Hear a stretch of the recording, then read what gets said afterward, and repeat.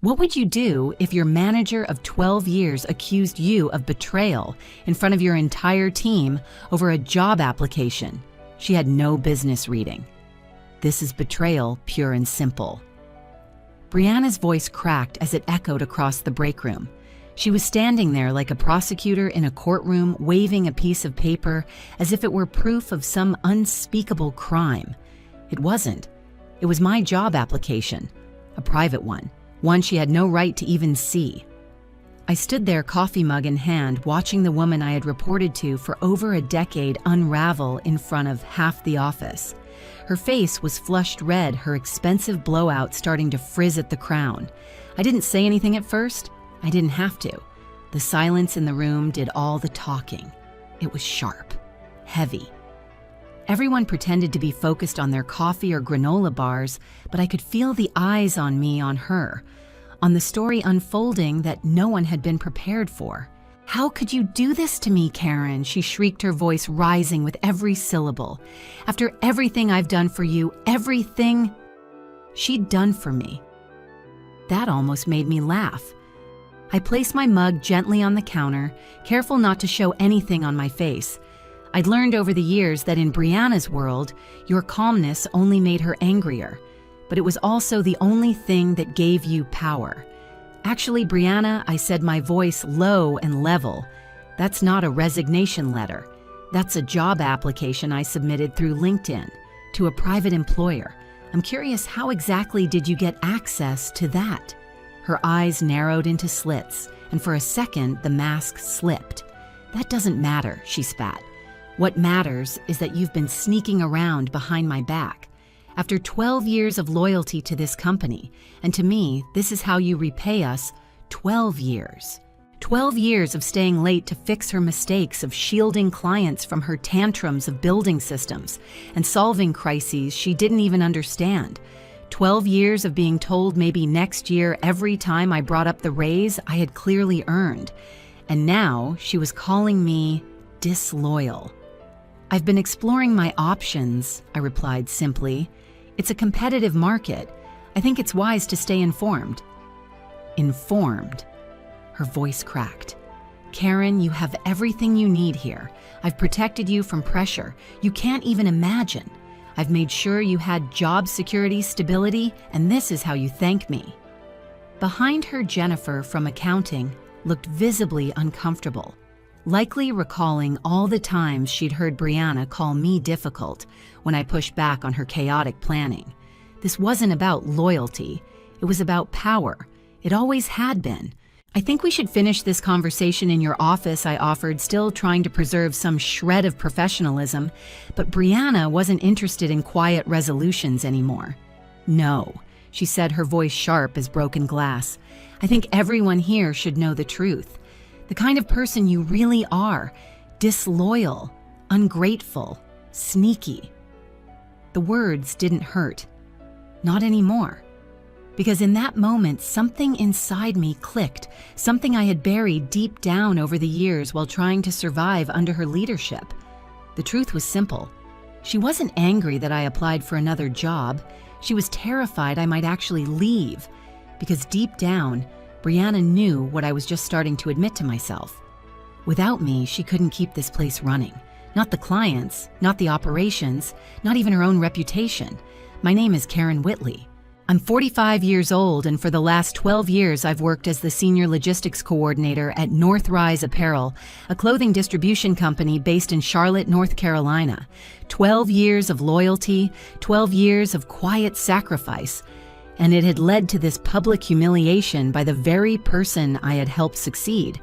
But to understand how we got here, how I ended up being framed as a traitor for simply knowing my worth, we need to rewind. Because this betrayal didn't start with a job application. It started the day I said yes to a job that would slowly drain me dry. 12 years ago, I walked into Northrise Apparel with quiet hope and a freshly signed divorce decree.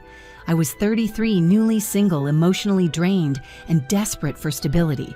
Logistics wasn't glamorous, but it was steady.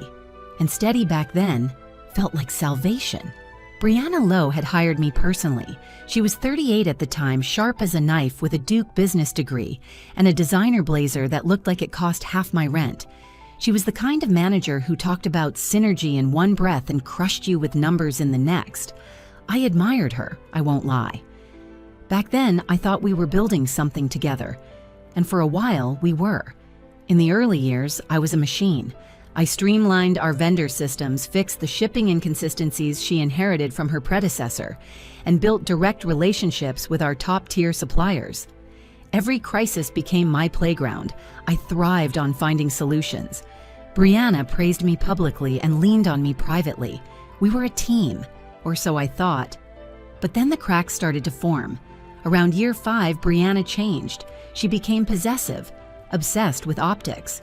She began copying herself on every email I sent, claiming it was just to stay in the loop. Process improvements I suggested were shot down only to resurface weeks later as Brianna's initiatives. My voice became an accessory to hers, and slowly it disappeared. Still, I pushed through, because I believed hard work spoke for itself, because I believed loyalty would pay off, because I believed that when the time came, she would advocate for me the way I had supported her. But belief is a fragile thing when matched against corporate ambition. I asked for my first raise after my 6th year. I had just renegotiated our supplier contract, saving the company nearly $200,000 a year.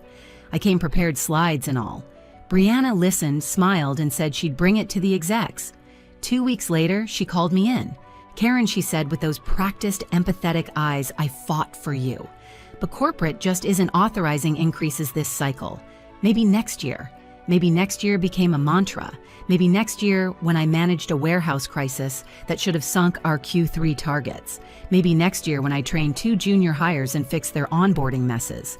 Maybe next year after I ran a vendor satisfaction rate of 97% solo. Meanwhile, the company was booming. I found that out the hard way. During a vendor lunch in my 8th year, Janet Morrison, our fabric supplier, congratulated me on Northree's record-breaking profits. My smile froze. Record-breaking, I'd been told we were under tight budget controls. My raise requests had been denied on that basis repeatedly.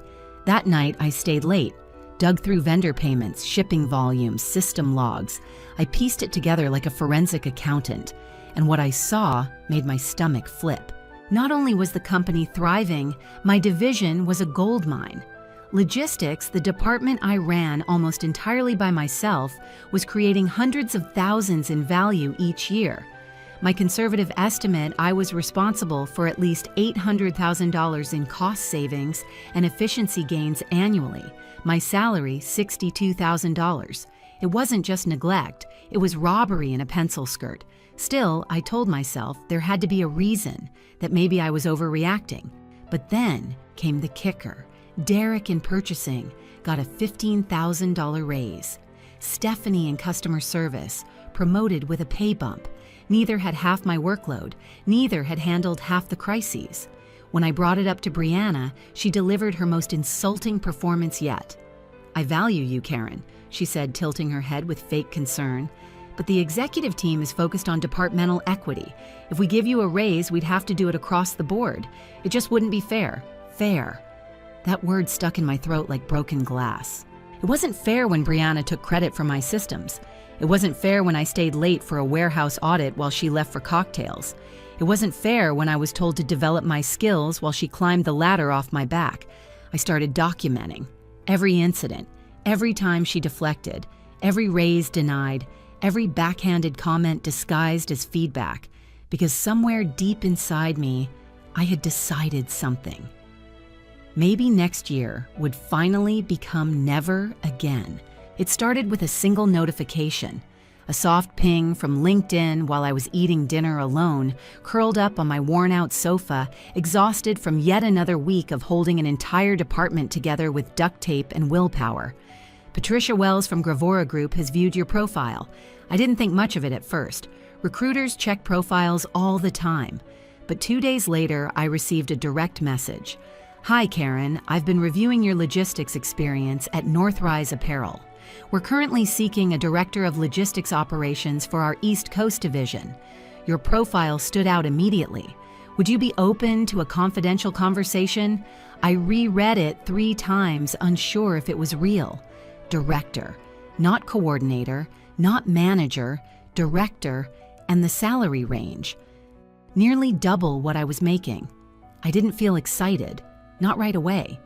The first feeling was shame, because deep down I realized something brutal. This wasn't validation, it was evidence. Evidence that I had wasted years waiting for someone who never planned to promote me. Still, I responded. Patricia and I scheduled a call. From the first moment, she spoke to me differently. She asked about my crisis protocols, my vendor negotiation strategies, my ideas for sustainable freight solutions. She wasn't just interested, she was listening. Karen, she said, during our second interview, your reputation precedes you. 2 of our suppliers mentioned you by name. That kind of trust isn't easy to earn. I almost cried when she said that. Not because I was emotional, but because no one at Northrise, especially not Brianna, had ever said anything like it. I passed every round of interviews. Each one was more invigorating than the last. And when the offer came, Senior Director of Logistics Operations, $95,000 annually, full benefits, and a clear track to VP, I didn't know what to do. I stared at the email for 10 minutes, heart racing. This was it, my chance, my escape, my recognition. But I hesitated.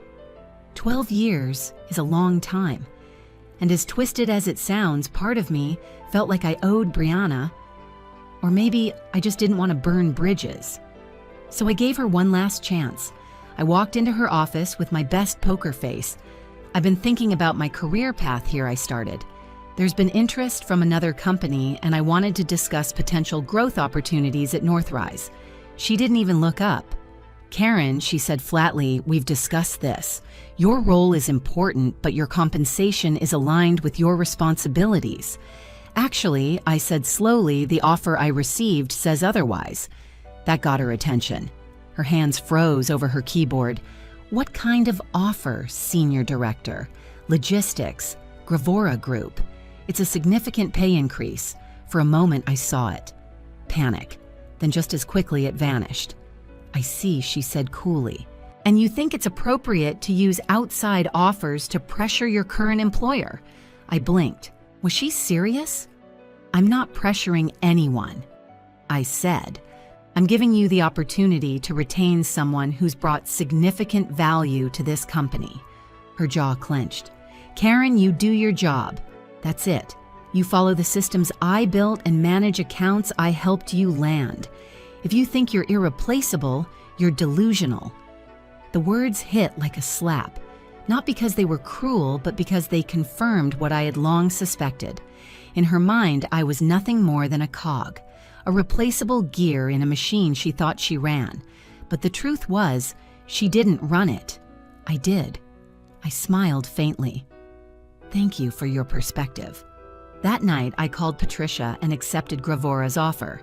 No counter, no second guessing. It was time. My first day at Gravora Group felt like breathing fresh air after years in a windowless room. Patricia Wells, my new boss, greeted me with a firm handshake and a folder full of information that would rewrite everything I thought I knew about the logistics world. Inside were reports, client feedback, competitive analysis, vendor performance dashboards, but it was the list of prospective accounts that stopped me cold. Coastal Manufacturing, Pinnacle Textiles, Morrison Fabrics. My heart skipped.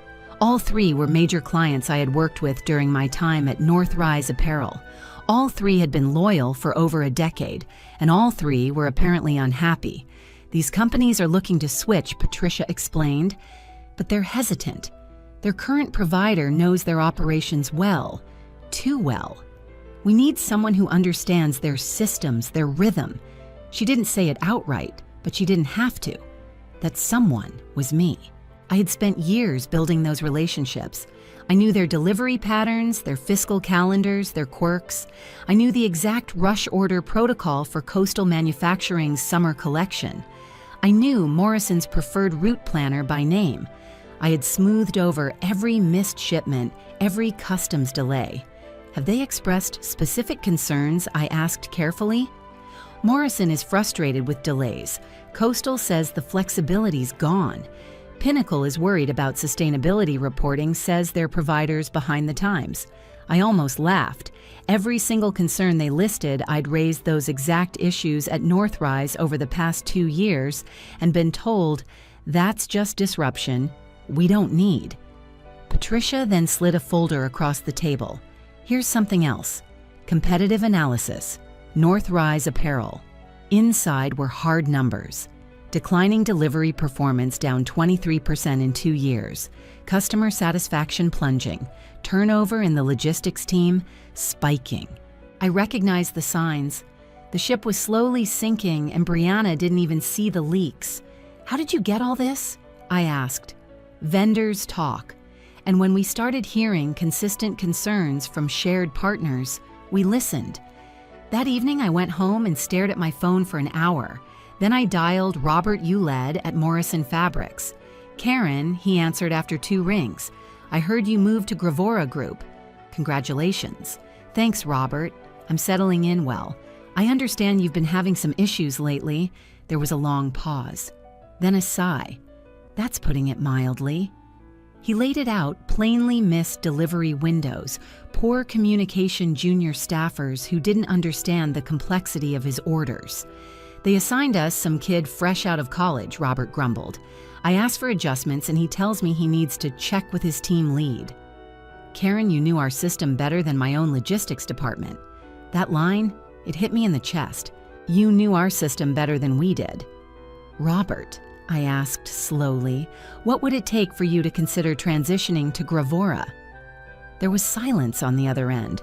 Then he chuckled. Are you making me an offer? 2 days later, Robert scheduled a formal meeting with Patricia and Gravora's onboarding team. Morrison Fabrics was prepared to sign a $1.2 million logistics contract, and that was just the beginning. If the call from Morrison Fabrics opened a door, the next 2 kicked it off its hinges.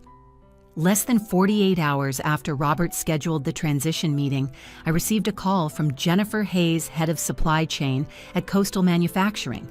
Her voice was clipped professional, but underneath I could hear the strain. Karen, I hope you don't mind me reaching out, she began. Robert Uled mentioned you're with Gravora Group now. Frankly, we're desperate for help. Desperate. That word did more damage to my heart than Brianna's screaming ever had. Jennifer and I had worked together for years. Coastal was always one of our most organized clients, planned every shipment months in advance, rarely needed last-minute changes. If they were struggling, it wasn't them, it was the service. She detailed missed delivery windows, inflexible scheduling, and worst of all, a brush-off from their new account manager when they raised concerns about quality. The final straw, she said bitterly, was last week. We had an urgent shipment. Instead of helping us find a workaround, the rep told us our expectations were unrealistic. Karen, you know us. You know we don't make unrealistic demands. I knew, and I knew without a doubt that this wasn't just incompetence. It was the consequence of blind leadership. Brianna had taken one of our most efficient accounts and handed it to someone who didn't know the difference between a shipping label and a port hold. What would transitioning look like for you, I asked. We're ready, she said. We've been ready for months. But now that you're at Gravora, we know you get our needs. The moment you give us the green light, we'll begin. Less than a day later, the third call came. Margaret Torres, Sustainability Officer at Pinnacle Textiles. No preamble, no small talk. We're terminating our contract with Northrise Apparel, she said bluntly. Effective next month. I nearly dropped my phone. Margaret. They can't meet our reporting standards. Their sustainability efforts are surface level, and frankly, we're tired of being brushed off. Are you interested in taking us on? I didn't even need to answer. My stunned silence said it all. That same week, I sat in my new office and watched 3 multi-million-dollar clients prepare to walk away from Northrise and follow me to Gravora. Combined, they represented over $3.5 million in annual logistics revenue. Patricia Wells was thrilled. The operations team was already drafting transition protocols, and for the first time in years, I felt invigorated. But I'd be lying if I said it was all satisfaction. There was something else, too, a bitter sadness that clung to me like humidity. These clients weren't just jumping ship because of me. They were running from the wreckage Brianna had created. The broken systems, the arrogance, the blind belief that people like me could be replaced without consequence. But nothing prepared me for what came next. Monday, 9:15 a.m. sharp. 3 certified letters landed on Brianna's desk at Northrise Apparel. Termination notices. Morrison, Coastal, Pinnacle. All 3 cited failure to meet service expectations. All 3 announced they were transferring operations to Gravora Group. All 3 had included one small pointed detail they specifically requested me by name to lead their accounts. At 9:53 a.m., my office phone rang. Karen Brianna's voice came through tight brittle. "We need to talk." I almost smiled. "Hello, Brianna. How can I help you?" "Don't play games with me," she hissed. "You poached our clients. This is sabotage. Corporate will take legal action." That was her default. Threats, control. "Brianna," I said calmly, "I didn't poach anyone. These companies came to us. You might want to ask yourself why 3 of your largest accounts chose to leave less than a month after my departure." The silence that followed was glorious. Then, in a voice I'd never heard from her before, small, fragile, she whispered, "Karen, can you talk to them? Convince them to stay. I made mistakes. We can fix this. Just help me." I laughed. "You want me to convince them to stay with the company that underpaid me, dismissed me, and accused me of being disloyal? Silence. I'm afraid that's not possible. My loyalty is with Gravora Group now." And with that, I hung up. By Wednesday afternoon, the storm Brianna tried to control had turned into a full-blown corporate disaster. Patricia's network buzzed with industry whispers. 3 major clients terminating contracts in the same week. That wasn't a client service hiccup. That was a leadership failure. And Northrise's board knew it. We heard through vendors and mutual connections, emergency meetings, crisis emails, phone calls flying across time zones. The combined loss of Morrison, Coastal, and Pinnacle represented 32% of Northrise's annual logistics revenue. In less than 7 days, their foundation had crumbled, and I wasn't even finished unpacking my new desk yet. That Wednesday at 2:17 p.m., my cell buzzed with an unfamiliar number. "Miss Whitley, this is David Patterson from Northrise Apparel's executive team. Do you have a moment?" I froze. David Patterson, Vice President of Operations. Brianna's boss, the same man who for 12 years had never once spoken directly to me. "I'm listening," I said, cautious. "We'd like to formally offer you your position back," he said, words clipped but rehearsed. "With a promotion to Director of Logistics and a significant salary increase. We've reassessed your contributions and realized we may have underestimated your value." "May have, Mr. Patterson," I replied, voice even. "I've received that promotion elsewhere, along with the respect I never got from Northrise." He cleared his throat. "We're prepared to be flexible. Compensation responsibilities name your terms. We're open." I almost felt sorry for him. Almost. But then I remembered Brianna's voice hissing, "If you think you're irreplaceable, you're delusional." And the pity vanished. "I'm happy where I am," I said. "Thank you for the offer. My answer is final." Click. That was the moment it all clicked into place for me. This wasn't just about revenge. It wasn't about proving a point. It was about liberation, about finally standing tall in a room that had spent over a decade trying to cut me down to size. By Friday, the chaos had gone public. Word spread fast in the Charlotte logistics community. Northrise's reputation was unraveling. Their service delays, their broken relationships, their executive dysfunction, people were talking. And the best part, I didn't have to say a word. I just let the truth speak. Gravora Group flourished. The 3 new contracts stabilized our East Coast portfolio. I hired 2 junior coordinators, bright, curious, and eager to learn. And this time, I made sure to mentor them the way I wished someone had mentored me. Brianna. According to the grapevine, she was reassigned, a polite corporate euphemism that usually meant pushed out quietly before the board votes. It was poetic. 12 years of being told to wait, to be patient, to trust the process. 12 years of watching promotions pass me by while others reaped the rewards of my labor. 12 years of being invisible until my absence became a spotlight. When people ask me now how I managed to get revenge, I tell them the truth: I didn't. I simply walked away and let gravity do the rest. Because sometimes the loudest revenge isn't a dramatic takedown. It's the deafening silence that follows when you finally stop saving the person who never deserved you in the first place. Have you ever been overlooked, underestimated, or undervalued by the very people who claim to support you? Share your story below what was your breaking point. And if you enjoyed this story of silent triumph, don't forget to like, subscribe, and tap the bell icon for more stories like this. You never know who might need the reminder you are not replaceable. Not when your value runs deeper than they ever bothered to see.